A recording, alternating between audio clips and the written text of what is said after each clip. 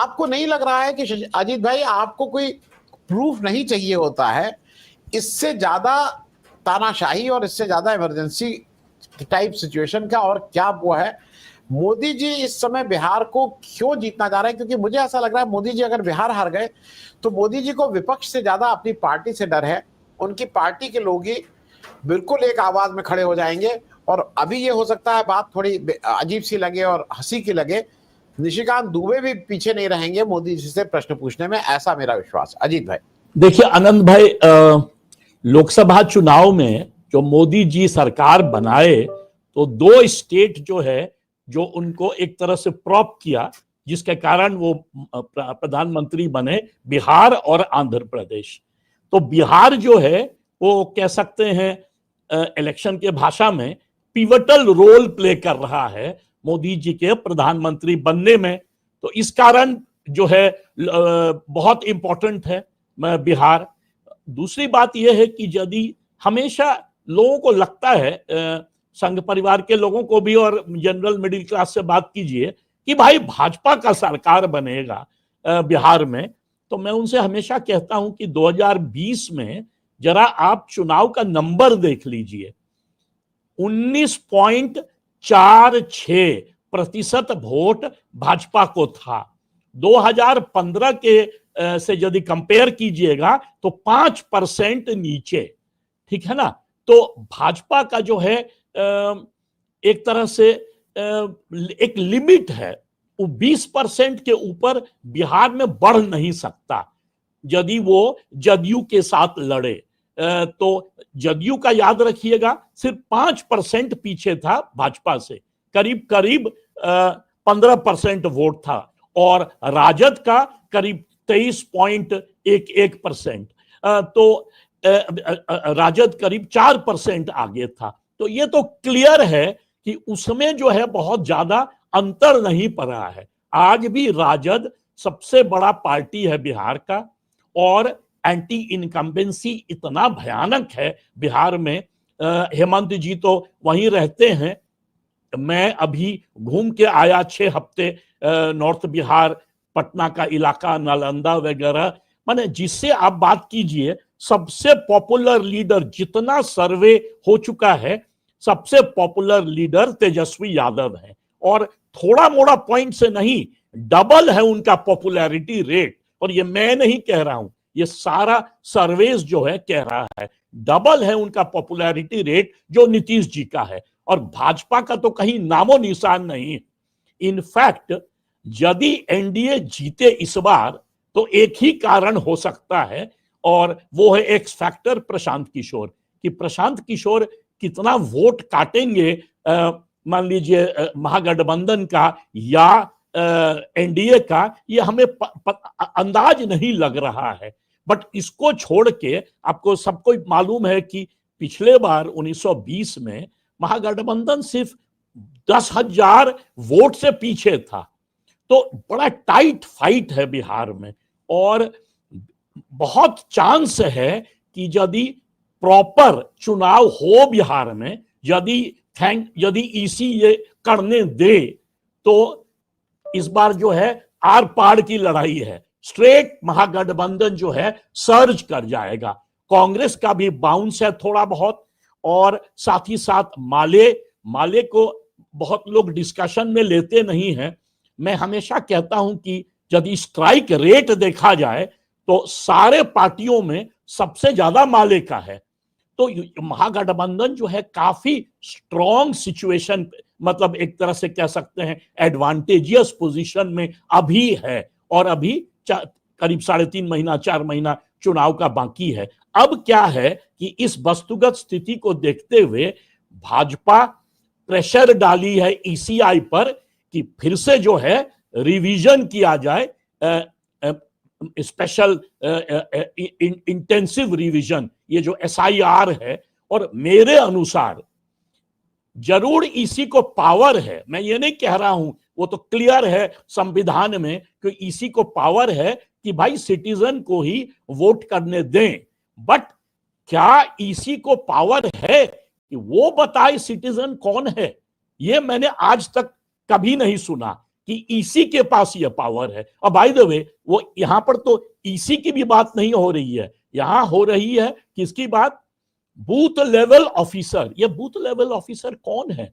ये सारे जो हैं ये टीचर हैं, जो जो बेचारे जब नॉर्मल टाइम होता है तो खाना बनाते रहते हैं विद्यार्थियों के लिए, प्राइमरी स्कूल मिडिल स्कूल के टीचर, उनको मनरेगा के पैसा से उनको सैलरी दिया जा रहा है और एक एक जो है वर्कर वो 18-18 घंटा काम कर रहा है। आपने सुना होगा कि मधेपुरा में, और हेमंत जी मुझे करेक्शन करेंगे, मधेपुरा में एक लेडी का जब इलेक्शन कार्ड उनको वापस दिया गया तो उसमें नीतीश जी का फोटो था। तो इस तरह का जो है मिस्टेक्स हो रहा है क्योंकि इतना प्रेशर में एडमिनिस्ट्रेशन है। मैं जो 6 हफ्ते घूमा बिहार में, अभी जितने बिहारियों से आप मिलिए, सबसे पहले कास्ट सर्वे हुआ, उसके बाद पूरे बिहार में उत्तर से चल रहा है एग्रीकल्चरल सर्वे, जिसका मतलब यदि आप एनसाइक्लोपीडियक नॉलेज आपको नहीं है और आप पर्शियन नहीं जानते हैं तो आप एग्रीकल्चरल सर्वे को समझ नहीं पाइएगा, इतना कॉम्प्लेक्स है। ना कोई आपको मिलेगा ऑफिसर जो समझता है उसको, क्योंकि जो पुराने रिकॉर्ड हैं एग्रीकल्चर के वो 1917 के समय, मतलब रशियन रेवोल्यूशन के पहले का रिकॉर्ड है, 1910 से लेके 1917। जो नया एग्रीकल्चरल रिकॉर्ड्स है वो है 1970 से लेके 1972। तो सारे बिहारी, वो राज्य जो है बिहार, वो बहुत ज्यादा लिटरेट स्टेट तो है नहीं, रिकॉर्ड देखिएगा तो वन ऑफ द लोएस्ट है, पर जो प्रेशर है बिहारी सिटीजन्स पर, बिहारियों पर, कि आप पहले कास्ट सर्वे का फॉर्म, उसके बाद दोबारा जो हुआ ये एग्रीकल्चरल सर्वे, अब जो है ईसी को सडनली नए ईसीआई आए हैं, उनको दिखाना है कि मैं तो टीएन सेशन से भी ज्यादा काबिल इलेक्शन कमिश्नर हूं, तो वो जो है फोर्स कर रहे हैं बिहारियों को प्रोड्यूस करने के लिए कि अपना तुम सिटीजनशिप दिखाओ। भारत का जो संविधान है, भारत की जो जिस तरह से यहाँ पर सिटीजनशिप को डिफाइन किया गया है, उसमें ईसी का कोई रोल नहीं होता है, वो सीधे सीधी भारतीय सरकार का रोल होता है। और 78 साल के बाद ये बहुत ही विडंबना है कि आज भी एक डॉक्यूमेंट नहीं है जिसके बेसिस पर आप कह सकें कि आप सिटीजन है भारत के। बर्थ सर्टिफिकेट जो है 30-35 साल के पहले किसी के पास नहीं था। आप अस्पताल में भी पैदा लेते हैं तो आपके पास बर्थ सर्टिफिकेट नहीं है। मैट्रिकुलेशन सर्टिफिकेट यदि माना जाएगा कि ये है तो उसका जो बेसिस होता है वो बर्थ से ही निकलता है कि कितने आप कहां पर पैदा लिए, कुछ एविडेंस उसका चाहिए। वो जो है एक तरह से डिराइव्ड सर्टिफिकेट है, और भारत में सारे लोग तो मैट्रिकुलेट हैं नहीं। कोई आप डॉक्यूमेंट ले लीजिए, एक डॉक्यूमेंट था जब ये बना आधार कार्ड, तो बिहार में ऑल तरह का फिगर है, एक ऑफिशियल सर्वे है कि 88% लोगों के पास आधार कार्ड था, और आधार कार्ड के ही बेसिस पर इलेक्शन कार्ड बनता था, कास्ट सर्टिफिकेट बनता था, और जितना, और by the way election card जो है वो बिहारी पॉपुलेशन, मतलब 13 करोड़ बिहारियों के पास, उसमें 67% के पास है इलेक्शन कार्ड, उसको भी ईसी नहीं मान रही है। 88% आधार कार्ड, उसको भी ईसी नहीं मान रही है। मनरेगा कार्ड, उसको भी नहीं। राशन कार्ड, उसको भी नहीं। एक आपने देखा है 11 डॉक्यूमेंट जो दिया गया है, उसमें एक डॉक्यूमेंट है एनआरसी। बिहार में एनआरसी हुआ नहीं है, तो आपने एनआरसी को इसमें क्यों डाला? और सबसे पहला राज्य है बिहार। तो इतना प्रेशर में कह सकते हैं भारतीय सिटीजन बिहारीज जो हैं अभी, जो बेचारे ज्यादातर उसमें से जो हैं वो गरीब लोग हैं। प्रेशर तो मुझ पर नहीं पड़ता है, प्रेशर तो हेमंत जी पर नहीं पड़ता है, हमारे प्रोफेशन में पड़ता होगा, बट हम लोग के सिटीजनशिप पर तो नहीं पड़ता है। ये बेसिकली पड़ता है जो गरीब गुड़वा है, जो पिछड़ा है, जो दलित है, जो अल्पसंख्यक है। और हमसे पूछिएगा तो मैं कहूंगा सबसे ज्यादा प्रेशर है अल्पसंख्यक के ऊपर, क्योंकि नेपाल से जो बॉर्डर है वो टोटल पोरस है। नेपाली कौन है और बिहारी कौन है पता कैसे चलेगा? जितना तेराई का रीजन है नेपाल का, वहां सारा मैथिली बोलते हैं। इनफैक्ट मेरे घर में शादियां हैं जो नेपाल और बिहार के बीच है। मिथिलांचल जो है, मिथिलांचल का जो कल्पना है वो तो 1/3 नेपाल और उसके बाद बिहार और इधर ईस्टर्न यूपी, थोड़ा बहुत बंगाल, नॉर्थ बंगाल, झारखंड। तो दिक्कत ये है कि आप एक ही परिवार में, हो सकता है मेरी बहन की शादी जो है वो नेपाल है, तो ये जो सिटीजनशिप को आप प्रूफ कीजिएगा जो भी डॉक्यूमेंट से, हो सकता है वो नेपाल में रहती हो, उनका बर्थ हुआ है बिहार में। अब तो वो इनके लिए क्वेश्चन नहीं है। इनके दिमाग में खाली एक चीज है कि बांग्लादेशी, इलीगल बांग्लादेशी माइग्रेशन, जो असम में इनका डर था, जो बंगाल में इन्होंने डर दिखाया था, और एक नया कि रोहिंग्या, पता नहीं कितना रोहिंग्या बिहार में है, मुझे तो डाउट है, पर जो भी। तो जी अजीत भाई का आप लोग को आवाज आ रही है क्या अजीत भाई की, हेमंत जी? मुस्लिम हिंदू पर अब आ रही है। ये जी ये जो पूरा इशू है, ये हिंदू मुसलमान का इशू है मेरे अनुसार, और कुछ नहीं है। और ईसी जो है, ये पहला ईसी है भारत के इतिहास में जो ईसी बनाया गया है बिना जुडिशियरी के प्रेजेंस। प्रधानमंत्री, home minister and leader of opposition. Rahul Gandhi ने ऑब्जेक्ट भी किया था और कहा था कि आप भाई, जुडिशियरी पहले इसका पार्ट रहता था, पर यहां पर 2 वर्सेस 1। और वही नहीं, मैंने पॉइंट आउट किया है कि ये जो नए ईसी साहब जो बने हैं, इसके पहले कहां पर थे ये कोऑपरेटिव सेक्रेटरी। ये कोऑपरेटिव सेक्रेटरी क्या है? तो जोक है ये डिपार्टमेंट। ये बना है फार्मर्स मूवमेंट, जब ये काले कानून इनको वापस लेना पड़ा तो पीछे से लाए हैं ये एग्रीकल्चर में ये कोऑपरेटिव डिपार्टमेंट, इसके ये सेक्रेटरी थे। आर्टिकल 370 जब रिवोक किया गया तब ये एडिशनल सेक्रेटरी थे। तो ईसी जो है थॉरली कॉम्प्रोमाइज्ड है, और ये जो पुश कर रहे हैं एजेंडा अंडर दिस कि हमारे पास बहुत पावर है।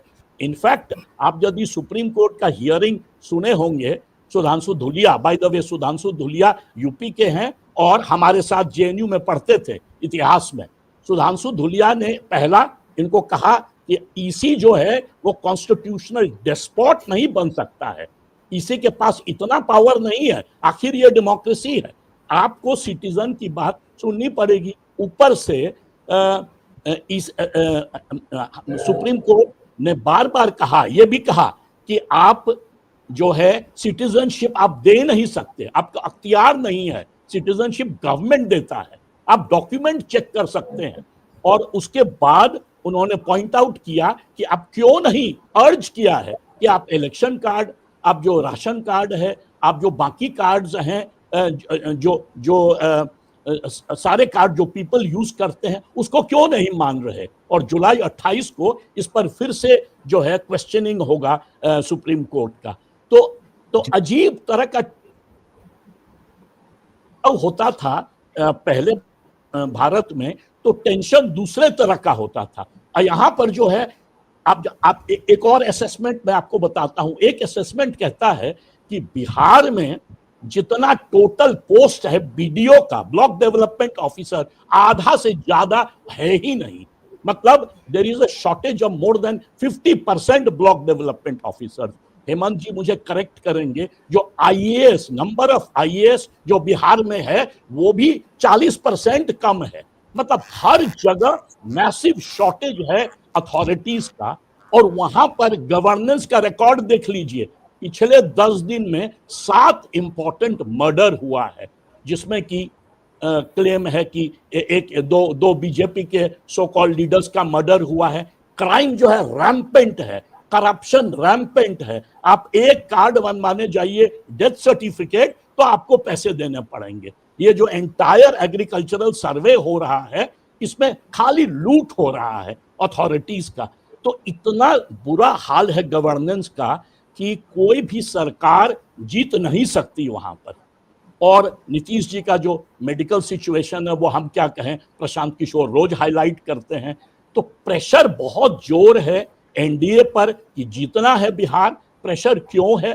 प्रेशर इसलिए है कि दो तरफ से मैसिव प्रेशर आ रहा है मोदी जी पर। पहला, जो कुछ लोगों ने बताया कि आरएसएस फंक्शनरी मोहन भागवत जी वो ओपनली क्लेम किए कि 75 साल पे रिजाइन कर देना चाहिए, रिटायर करना चाहिए। दोनों, भागवत जी और प्रधानमंत्री मोदी दोनों 75 होंगे सितंबर में, एक शायद 11 तारीख और एक जो है 16 तारीख।